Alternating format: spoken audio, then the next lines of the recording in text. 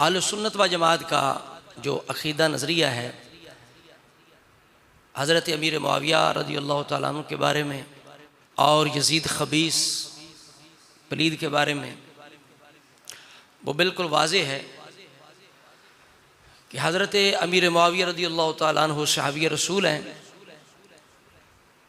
और बिल्कुल जलील क़दर मुखलिस, जिन पर तमाम सहाबा ने, अहले बैत ने, पूरी उम्मत ने एतमाद किया है, उनकी शान व अज़मत मकाम को बयान किया है। ख़ुद अहले बैत के अफराद ने उनका दिफ़ा किया है, उलमाए उम्मत ने उनका दिफ़ा किया है।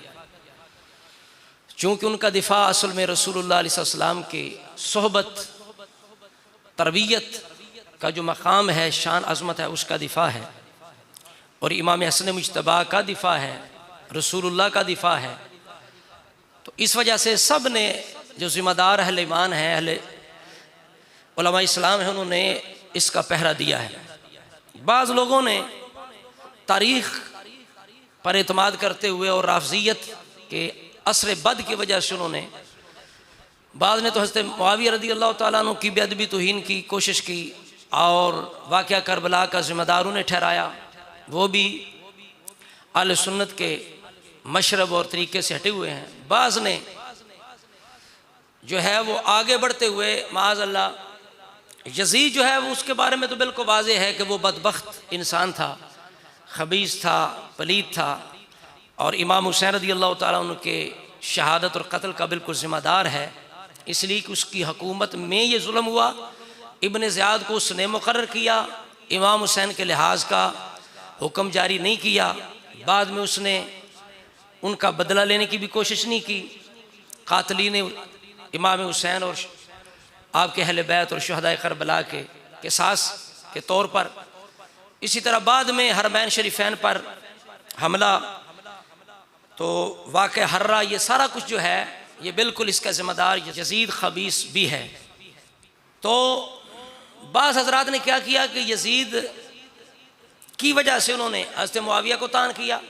बाज़ ने यज़ीद की जो वालिदा हैं उन पर भी ज़ुबान दराज़ी की, जबकि यज़ीद की जो वालिदा है ना उनका इसमें कसूर है ना हज़रत अमीर मुआविया का कसूर है। ये सबसे पहले देखें ना, कुरान मजीद के अंदर मिसालें मौजूद हैं। हज़रत आदम अलैहिस्सलाम के बेटे काबील ने अपने भाई को कत्ल किया, तो उसका कौन ज़िम्मेदार बेवकूफ़ हज़रत आदम अलैहिस्सलाम को ठहरा सकता है या कह सकता है कि नबी की तरबियत कैसी है या नबी की तरबियत ऐसी थी। तो कोई भी इस तरह बात करे तो वो गुस्ताख बेअदब है। हज़रत नूह अलैहिस्सलाम के बेटे का जिक्र कुरान के अंदर कि वो काफिर था, क्या उसका कुछ ज़िम्मेदार हज़रत नूह अलैहिस्सलाम को ठहरा सकता है?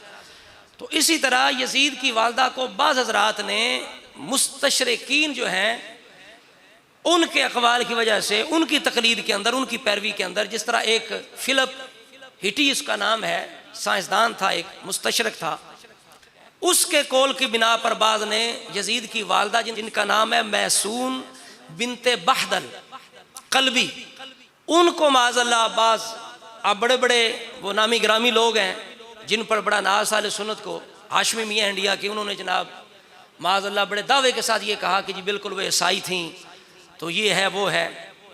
तो ये बिल्कुल उनकी ये जो सोसाइटी है उसकी तब्दीली का ये असर है उन पर। जबकि वाज़े तौर पर एक तरफ ये मुस्तशरक है फ़िलिप हिटी और दूसरी तरफ उलमा इस्लाम है, पूरा तबका है जिनमें इब्ने कसीर हैं, इब्ने हजर हैं, इसी तरह इब्ने अदी हैं, नासिरुद्दीन दमिश्की हैं, बड़े बड़े मुहद्दिसीन हैं, बड़े बड़े उलमा हैं जिन्होंने ये लिखा है कि आप ताबिया हैं, आप हज़रत मुआविया से रवायत भी करती हैं।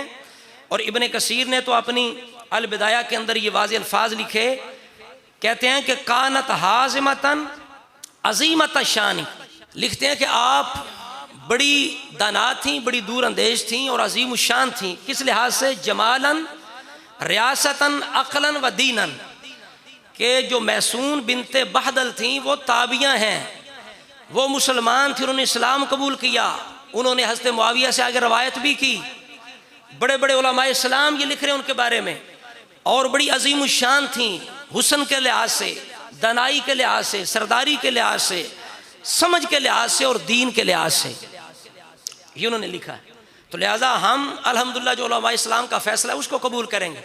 आपको कहता फिरे जी उसका नाना क्या है, नानी क्या है, ये तुम जानो, तुम्हारा काम जाने। हम बात कर रहे हैं हज़रत अमीर मुआविया की ज़ौजा की, जिनको उलमा इस्लाम ने ताबिया कहा है, जिनका नाम महसून है। उनके बारे में उन्होंने लिखा है कि हर लिहाज से वो अजीम शान थी। यही हमारा नज़रिया है। तो लिहाजा दुश्मनी के अंदर भी जो अदल व इंसाफ है उसका दामन बंदे को छोड़ना नहीं चाहिए। यजीद की खबासत पलीदी के अंदर शक नहीं, लेकिन उस वजह से उसके वालिदैन को तान करना ये अहले इंसाफ और अहले सुन्नत का तरीका नहीं है। ये बुनियादी तौर पर बात मैंने अर्ज़ करनी थी। इसके आगे